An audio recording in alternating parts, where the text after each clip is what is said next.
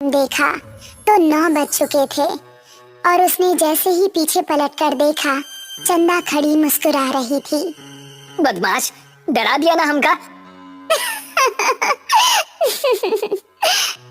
देखो हम तुम्हारे लिए क्या लाए हैं। ऐसा कहकर उसने अपनी जेब से एक डिबिया निकाली।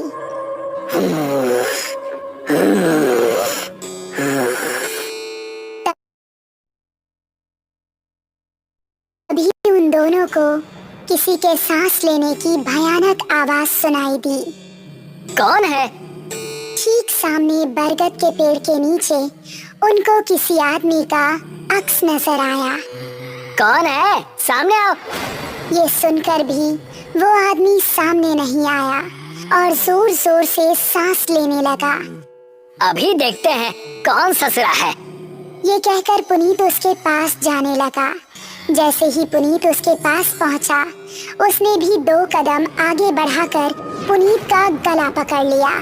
उसको देखकर पुनीत और चंदा दोनों का दिल दहल गया। उस आदमी की गर्दन कटी हुई थी और थोड़ी सी खाल में अटकी लटक रही थी। चंदा चिल्लाई और गांव की तरफ ऐसी भागी कि उसने पलटकर नहीं देखा। गांव पहुंची तो उस टाइम पुनीत के पिता घर के बाहर थे। अरे चंदा बिटिया, इतनी डरी हुई काहे लग रही हो? वो पुनीत! चंदा ने हंसते हुए उनको पूरी कहानी सुनाई। पुनीत के पिता ने अपने साथ कुछ आदमियों को लिया और चंदा उन सभी को लेकर उसी जगह पर पहुंच गई। यही जगह थी वो जहां उसने पुनीत को पकड़ा था। उन लोगों ने इधर उधर नजरें घुमाई तो कोई आसपास नजर नहीं आया। तभी चंदा की गर्दन पर ऊपर से कुछ टपका। उसने हाथ लगाकर देखा तो वो खून था। पेड़ की डाली के ऊपर पुनीत की बिना गर्दन की लाश टंगी हुई थी।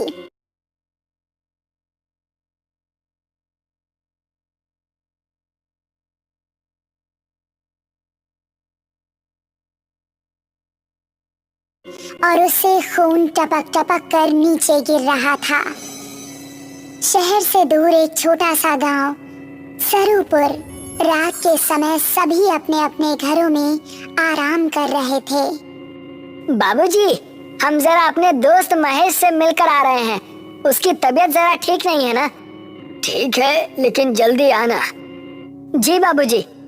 ऐसा कहकर वो खुश होता हुआ घर से निकल गया। आज तो सारे दोस्त मिलकर मस्त पार्टी करेंगे, मजा आ जाएगा। अरे अर्पणा और दिव्या, तुम दोनों क्यों हर बार हमारे पीछे पड़ जाती हो? हमका साथ लेकर चलते हो कि बोले अभी तुम्हारे बाबूजी से? अरे नहीं नहीं मेरी माँ, चलो मेरे साथ। थोड़ी देर चलने के बाद वो तीनों एक जगह पहुँचे जहाँ रामू और महेश बैठे हुए थे। अबे ये क्या, तो फिर से लड़कियों को साथ ले आया? क्या करता है यार, हर बार की तरह इस बार भी धमकाने लगी थी दोनों। अब क्या करें, हम दोनों को भी अब पार्टी की आदत पड़ गई है। चलो थोड़ी सी शराब पी ली जाए। उसने पास ही रखी बोतल खोली और गिलासों में शराब पलटने लगा।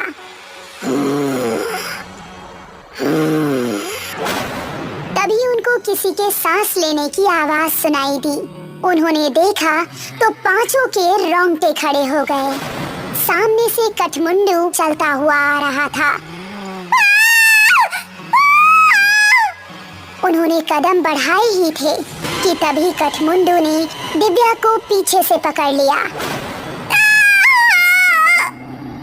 उसने दिव्या को इतनी जोर से कसा कि उसके मुंह से खून निकल गया। बाकी चारों अब बेहद डर गए और वहां से भाग निकले। दिव्या उसकी पकड़ में फंसी दर्द से कराह रही थी।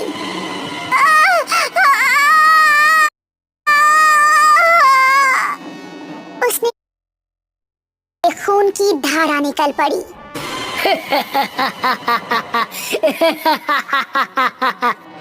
बाकी चारों इतना डर चुके थे कि उनको खबर भी नहीं थी कि वो किस दिशा में भाग रहे हैं।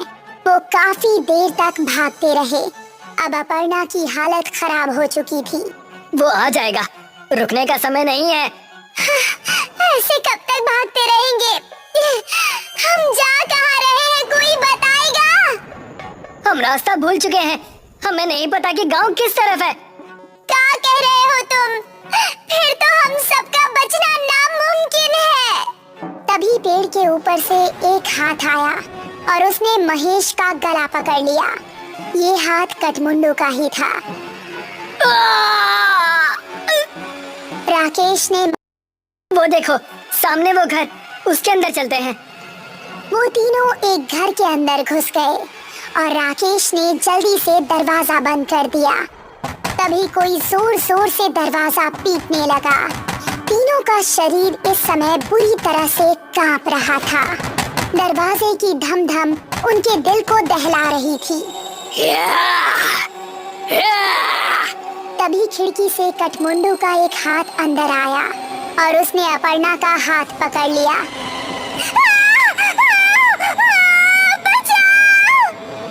अगर ये यहाँ है तो दरवाजे पर कौन है?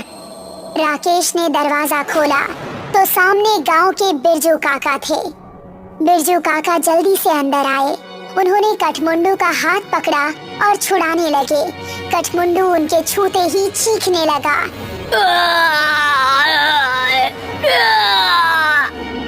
वो चीखता चिल्लाता हुआ वहाँ से भाग गया। तुम ठीक तो हो अर्पणा? मैं ठीक हूँ, शुक्रिया बिरजू काका। तुम लोग यहाँ करने क्या आए थे, वो भी इस समय? हमसे गलती हो गई बिरजू काका, लेकिन ये कौन है और आपको देखते ही वो भाग कैसे गया? ये कठमुंडू है। ये सुनकर वो तीनों एक दूसरे का मुंह देखने लगे। बहुत सालों पहले हमारे गांव में एक डाकू पल्लव सिंह